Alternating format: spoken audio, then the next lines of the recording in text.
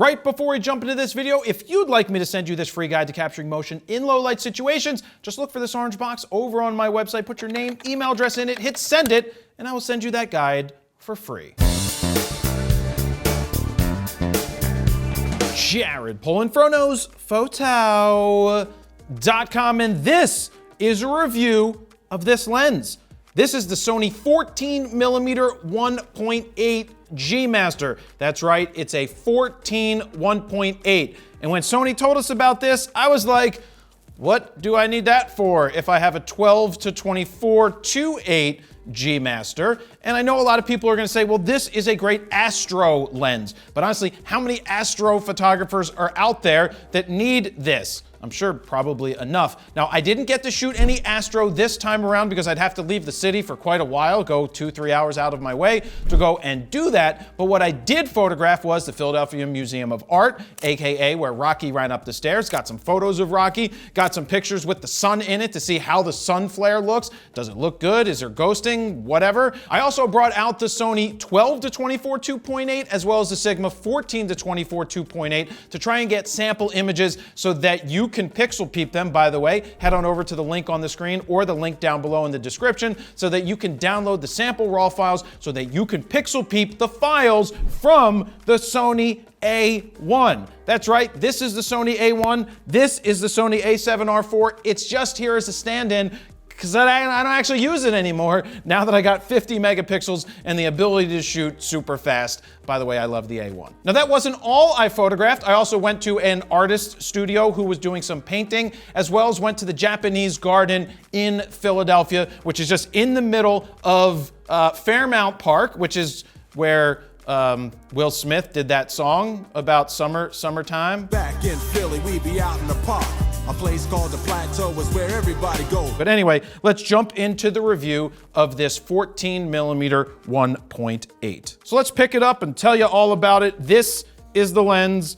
This is the lens cap. It slides over the top just like all other wide angle lenses that you get. This is the front element. You cannot put a filter on the front of it. When you turn it around and you look in the back, there is a place for gel filters in the back, and Sony's been nice enough to include no gel filters, but a template so that you can cut your own, which I will not do. There's probably a third party that sells filters for you to put on the back, but the first thing that you notice when you pick this lens up is how light it is. It is so light and dainty. I'm like, wow, I didn't expect it to be so small and so light. I know, that's what she said, all right? All right, she did, okay? What am I gonna tell you? I'm Jewish. Anyway, it does feel really good in the hands. I know. You have an aperture ring right here. You can rotate it. Right now it's on clicks. There is a switch over here for declicking it. So if you're doing video, you can smoothly go through the aperture range. Now, one of the things that it doesn't have is the ability to have a lock switch for the aperture. So here, look, you can turn it, but it takes some pressure to actually get it from the locked position to the unlocked. You're not really gonna run into any issues where you accidentally turn this like you do with some of the older Sigma lenses. Now I say Sigma because the older Sigma lenses were super easy to rotate, and also Sony had the same thing where you had the issue with changing the aperture, which I definitely hate doing. You have a custom button right here. You also have your manual to auto here. You do not have image stabilization in this lens. Now it weighs in at 1.02 pounds or 460 grams. As I mentioned earlier, I took out the 12 to 24 G Master. That's the 12 to 24 G Master next to this bad boy. There's quite a bit of difference, but I also thought it would be a good idea to take out the 14 to 24 2.8 Sigma, because that is a nice lens that I've used on the road when I was out with Senator Sanders on the campaign trail. Head on over to BerniePhotoBook.com. More information on the Bernie Photo Book is over there. So let's jump into this photo over here, which was done at the Philadelphia Museum of Art. What I did is I set up the tripod with the A1 on it. I took the battery grip off, by the way, so that it would have a lower center of gravity, and so it just stayed fixed. The tripod in the same spot, the camera in the same spot. All I did was change the lenses out one at a time and then took the same exact photos. So this one is the 14mm at 1.8.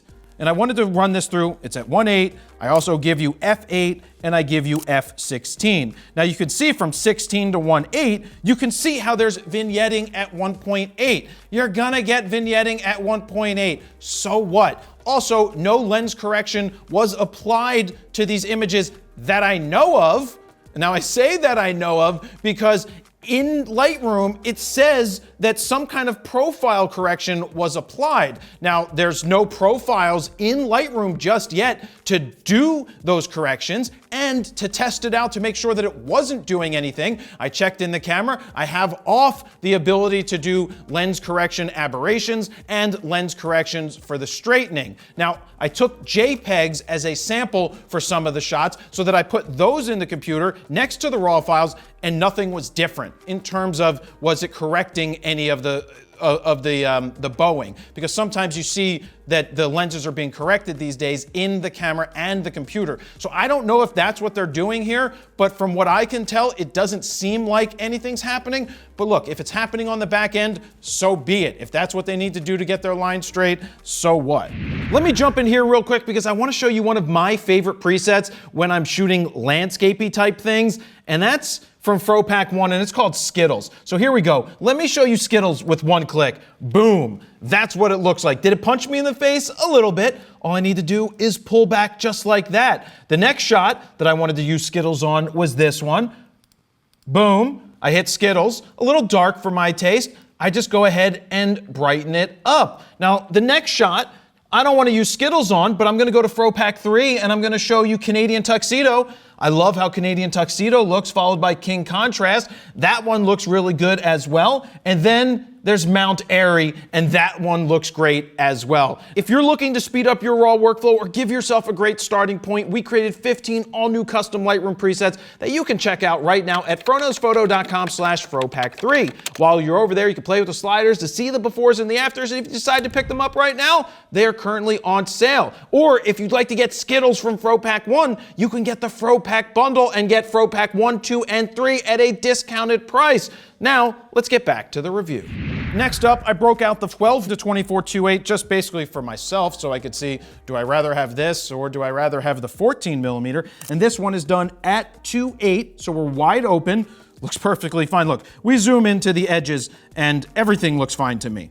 I mean, everything always looks fine to me, really, to be honest, because I'm kind of blind. But also, I went in 400% on the computer in Lightroom just to take a look at 400% because I got 50 megapixels. I couldn't tell you which one was better, to be honest with you, between the three of these. You can take these raw files and you can decide. That's what I'm here to do, is to give you the tools to make the decision. To me, everything looks fine. To be honest with you, looks good on the edges. Things look sharp, things look vibrant, things look colorful, and that's really what I have to say about that. Then I went to 12mm just to show you the difference between this is 14 and this is 12. You can see that's a big difference from 12 to 14. It's a lot bigger than most people would ever think. I know, that's what she said again. And finally, I broke out the 14 to 24 2.8 DN from Sigma to shoot that one at 2.8 as well. What we're looking for here when we go through these images, look at the stairs. Do they look flat, straight across? Look at the bottom of the frame. You can see a slight bit of bowing at the bottom on the 14 1.8, but that's fine. Like, that's the closest thing to the camera. The stairs look perfectly straight. The lines of the tiles on the ground look perfectly straight. And I got a really good day to do this with some sun and some clouds, but it was, you know, a very nice day to go and get those photos. So after using these three lenses out there, it's very hard to say which one you would want. You know, the 14-1.8 is so light, it's compact, it's going to be a nice lens if you have to hike and you have to travel and you have time to shoot. We're going to see more of that when I get into the studio with gloss black, but if you need versatility, a zoom seems to be the best option, especially on the wider side. Now, just a couple more photos that I ran around and did just with the 14 1.8, just to show you what we can get here. This one is focused on the bottom of the stair just to show you how you can blow the background out still at 1.8. Then we've got 14 millimeters of Rocky, because I always go over and try to photograph the Rocky statue, and actually nobody was over there when I went over there, so I spent some time getting that. Close focusing distance is 9.84 inches. That's your minimum close focus. Again, don't forget, download these raw files. You can take a look for yourself. The link is down below.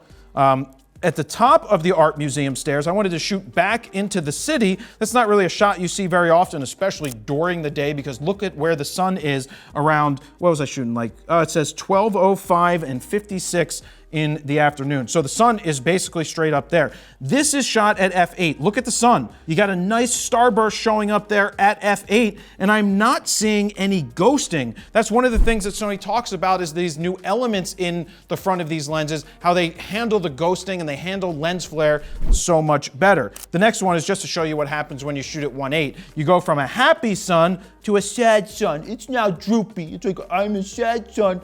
I'm very upset. I want a cookie. A cookie, I tell you. That's basically me in Montessori school as a kid, like whining until they gave me my way. It's kind of like it is today. Shut up, Stephen. It's not true. Very true. It's not true. I don't complain and whine like I used to.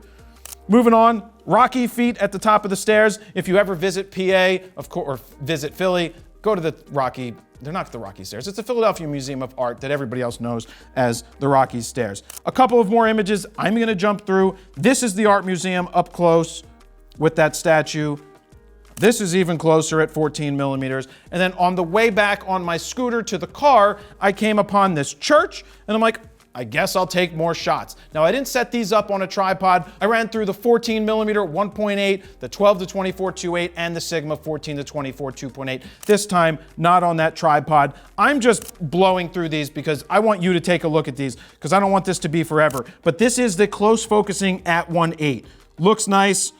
Don't see any solar flare or lens flare coming in there. Even with this shot, you don't see any lens flare. The colors and the tones and the clarity, fantastic. You wouldn't expect anything else from a lens like this. Now we've got the 12 to 24 2.8 at 14 millimeters. That one looks really good. Even shooting straight up, we got a little bit of sun flare right there as I zoom in. So that's your lens flare, but focus.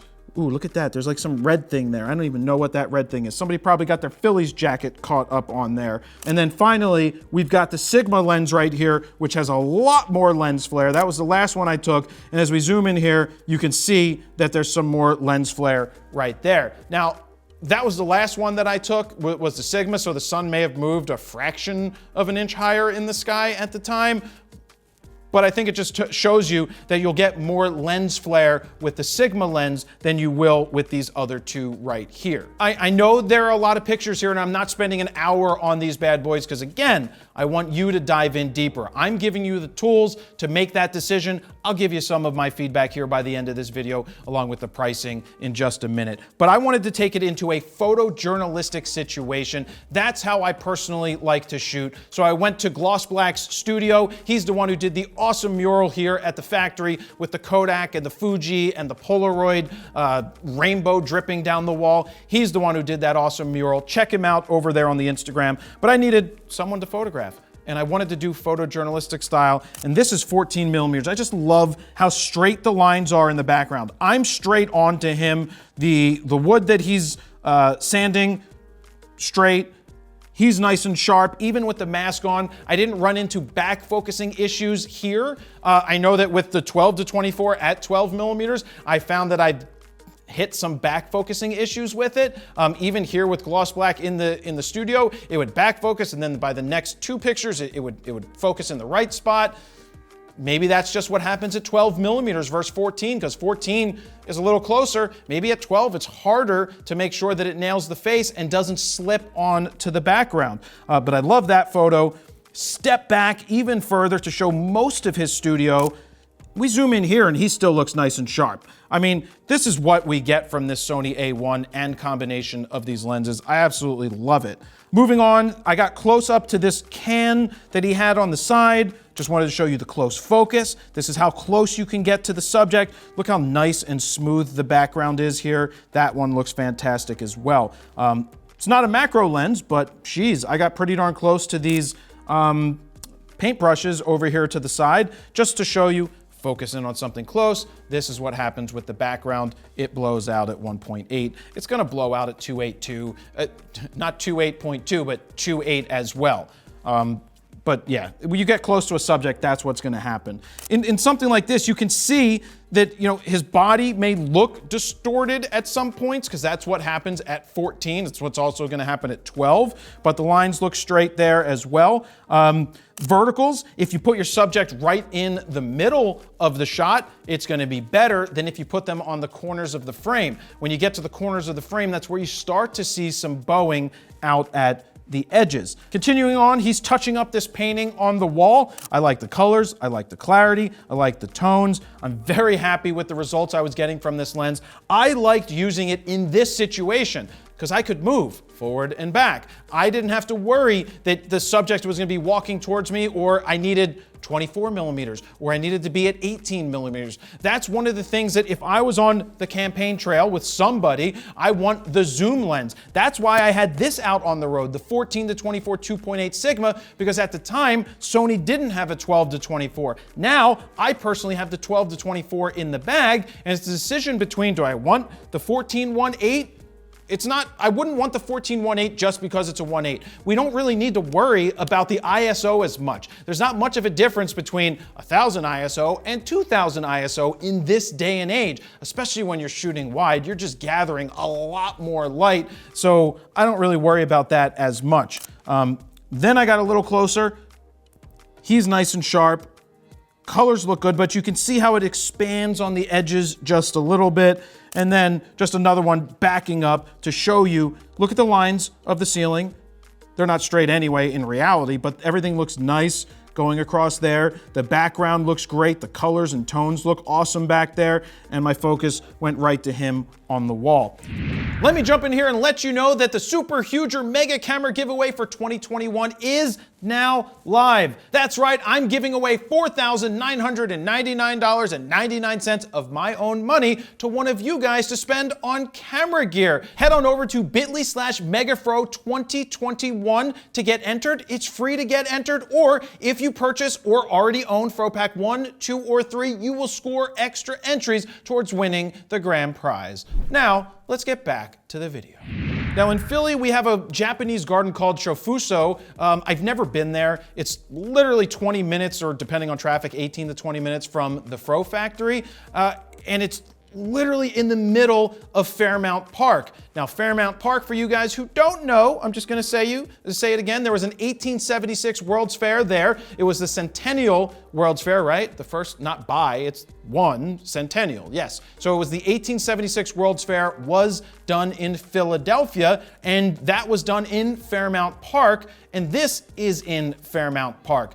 This house that they were using was, I think, built for the MoMA in the late 1950s, and then it just wasn't being used. They broke it down, put it in boxes, and Philly probably was like, hey, yo, we'll take that. Let's build that here. And so that's where I went to take some photos. Like this. There were koi, and they're like, feed me, feed me. And I didn't, because I didn't have any koi food, but the little kid next to me did. And that's how I got this photo of the koi going, map, map, map. They just wanted food, because that's what koi want. Just a close focus photo showing you at 1.8. The colors, the tones are great. I'll tell you, Skittles was a go-to preset for when I was out here in the garden. For those who don't know, Skittles is from FroPack 1. If you pick up all 3 FroPacks with the triple play, you'll end up with Skittles and all of the other presets from FroPack 1, 2, and 3. This is a wider shot. These are supposed to be cherry blossoms. Now, they are cherry blossoms, but 2 weeks ago, they looked great. And when I went on a, what was that? Did I go yesterday, Steven? What was that, Thursday? I went on a Thursday. There was nobody there during the afternoon, which was great, but also the cherry blossoms have basically finished, so be it. But this is what you get at 14 millimeters. This one was done at 1.8 at 100 ISO, so you have base ISO. That's a really nice file to play with. They had the Japanese maple tree in bloom here, so I went underneath, took this photo. You can see if there's any chromatic aberrations. I'm not seeing any issues, and even if I did, I wouldn't care, because I don't care about purple fringing. And the general public doesn't care about purple fringing. I know with a lens that's this expensive, it shouldn't have it, and I don't think it really does. But even if it did, it wouldn't bother me, because it doesn't bother me. Then I saw this couple just sitting there quietly, and I was able to shoot silent, because that's what this A1 does. Got behind them, took this photo, and as you zoom in, they are super tack sharp, and look how the background softens up.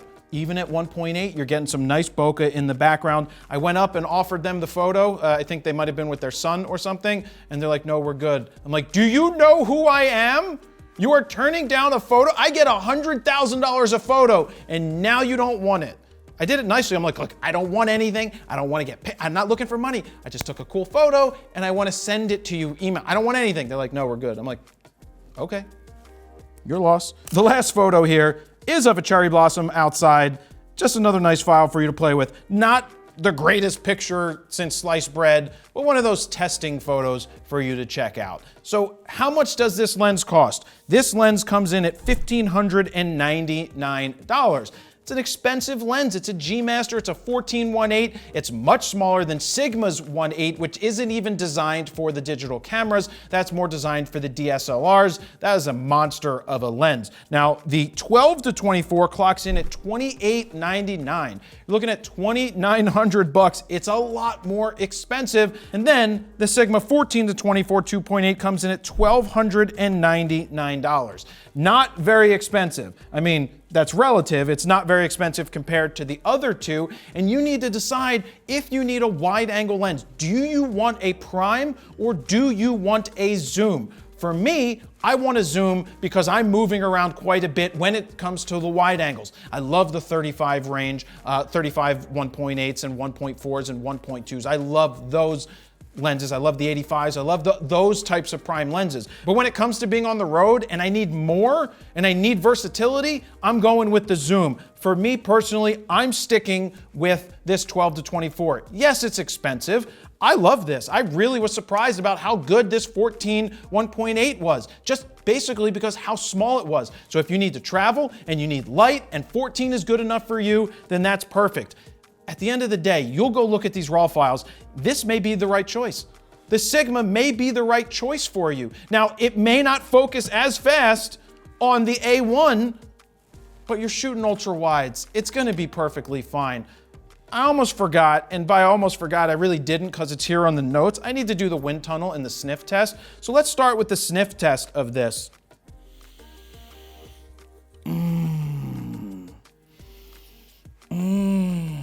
Smells like temptation.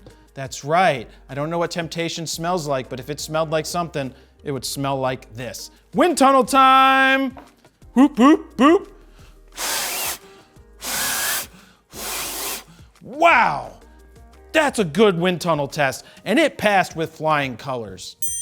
So if you'd like to pick up any of these lenses that you see here, just look for a link down below. That's our affiliate link. It helps us to continue making these videos. Plus, you could support Alan's Camera, a mom and pop store. Thank you guys very much for watching. Let me know what you think about the raw files, and that's where I'm gonna leave it. Jared Polin, FroKnowsPhoto.com. See ya.